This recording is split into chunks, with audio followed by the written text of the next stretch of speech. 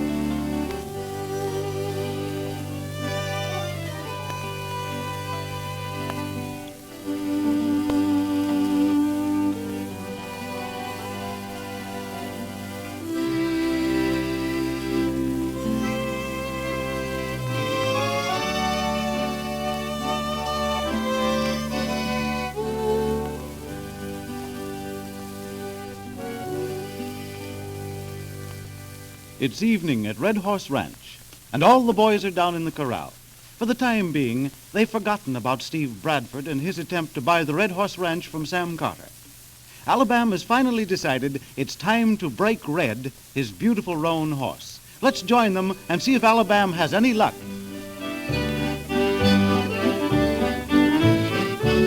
Goodbye, old paint, I'm a-leavin' Cheyenne. Goodbye, old paint, I'm a-leavin' Cheyenne. I'm a-leavin' Cheyenne, I'm off for Montana.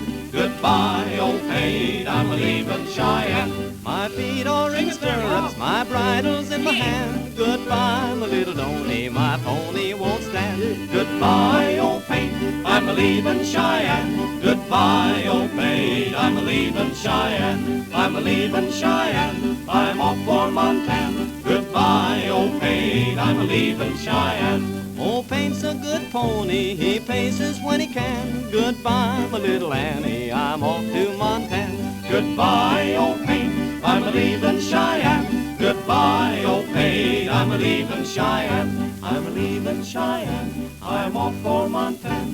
Goodbye, old paint, I'm a-leavin' Cheyenne. Hey, you sure you got your cot all made up at the bunkhouse, Alabam? Well, what in tarnation are you talking about, Bob? Well, I just figured we wouldn't want to bother about that when we had to carry you up there. You better get the buckboard hitched up, Arizona. We may have to drive 2 or 3 miles to find Alabama after he gets off that bronc. Well, go on with your joking, boys. Have a good time. But wait till Tenderfoot and Idaho drive that pony in here. You're heading for the surprise of your life. You're going to have to get someone else besides me to help saddle him. I don't count on being pawed to death. I'm saddling Red myself. No one's going to touch that horse any time but me. Well, you ain't going to be touching him long. You won't even have time to pull leather. You never saw me pull leather yet, did you, Arizona? I never saw you try to ride a cyclone before, neither. Why, Tex Orange, you tin horn, you come down off of that fence. I ought to break your neck for laughing at me like that. You better save your energy for Red. He'll give you enough fight. Get your guitar, Tex, and sing him something soothing. Oh, here's one for Alabama, all right. As I was going to Penortal in town, riding a horseback on a gray mare. She had a white mane and tail and a list on her back, and there wasn't a hair on her but what was coal black. My mare stood still, she threw me in the ditch. She bruised my shirt, she dirtied my skin. I mounted my bridle and saddle again, and with my tin toes I rode over the plain. Had a king and a queen and a company more, riding a horseback, a walking before.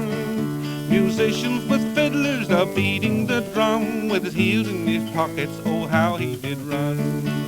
I pulled off my head with a natural disgrace, asking the way though I knew not the place. It made them all ashamed, they scarcely looked down and asked them the way to Penortal in town. I went to bed to take a night's ease, I scarcely could sleep for the license to fleas. Rolled and tumbled and scratched all night, I scarcely could scratch just as fast as they'd bite. I rode up the streets, no one could I see, the streets were all crowded gazing at me. The bells were all tolled, the people did stare to see a coach and 6 horses drawn by a gray mare. I set myself down on a hot frozen stone, 1,000 all round me, I was there all alone. Pour a glass of wine to drive sadness away, and I staffled in the dust, and it rained all day. It rained and it hailed, and I stood in the storm. I had to hold my hat in my hand to keep my head warm. I asked Miss Susie, would you fancy me now? And we would get married tomorrow just now.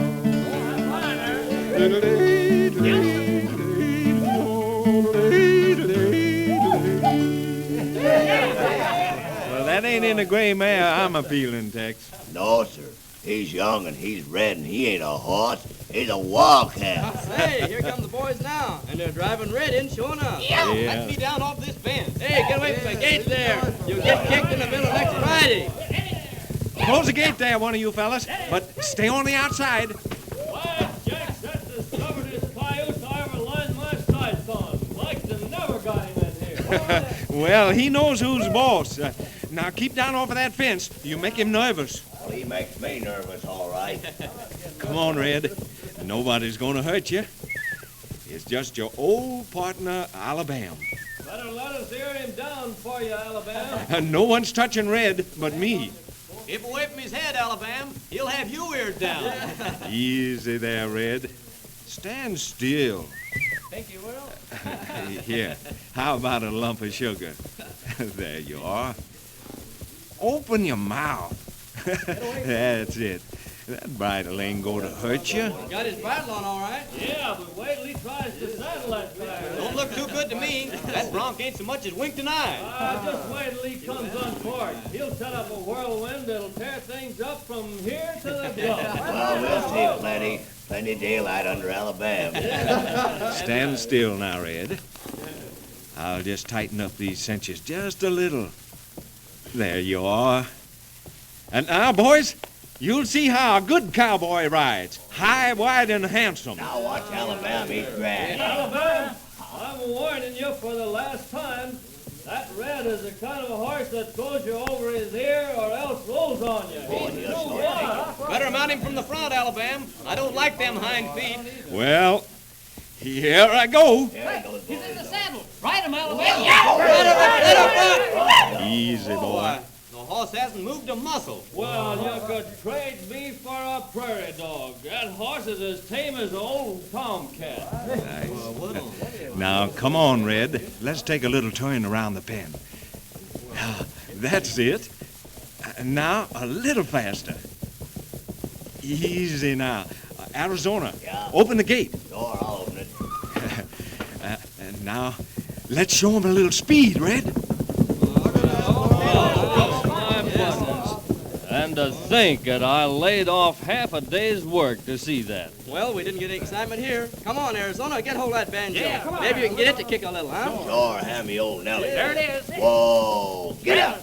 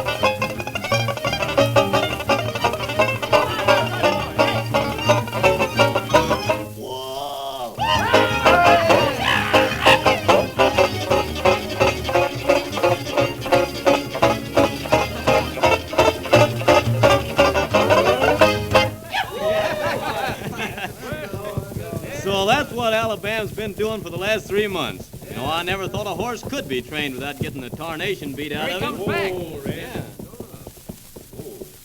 I reckon that's enough for today. Take the saddle with you, Arizona. Yeah. Well, here come Miss Rose. Hello there, Miss Rose. Hello. Say, you sure missed out on something. Alabam rode Red without half trying. He rode Red? Uh-huh. Well, why didn't he tell me he was going to? Well, I guess he didn't want you to be here in case Red did get frisky, you know. Oh. We all thought Red'd go wild. Well, where's Alabam now, Tenderfoot? Why, he's in the corral there. Why, is there something wrong, Rose? Well, no, I guess not. Alabam. Did you want to see me, Rose? Yes, Alabam, I've got to talk to you. I've just got to. Oh, why, sure. We'll go up on the veranda. Let Red out of the corral, boys, but don't get near him. He might not treat you like he did me. Okay, Alabam.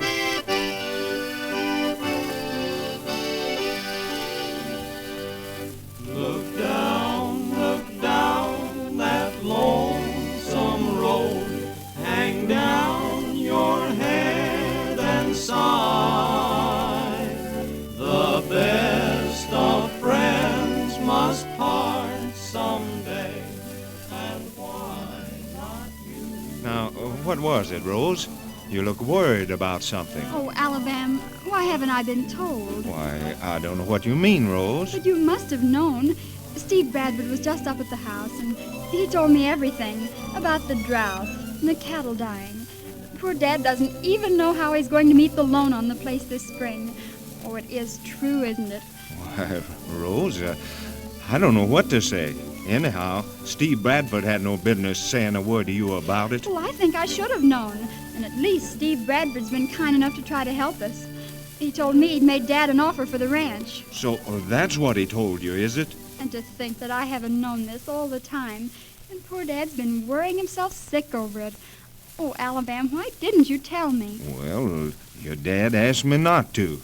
None of us wanted you to worry, Rose. Well, that's just like him. But, Alabam, we've got to do something. Well, I'd hope we could do something before you found out, Rose. Your dad set on having you finish school now. Alabam, I'm not going back to school. I'm going to stay here with you and Dad and fight this thing through.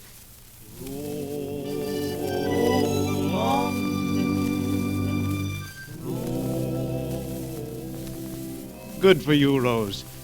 But it's too bad she had to find out about the trouble. And we can hardly blame Alabam for feeling angry.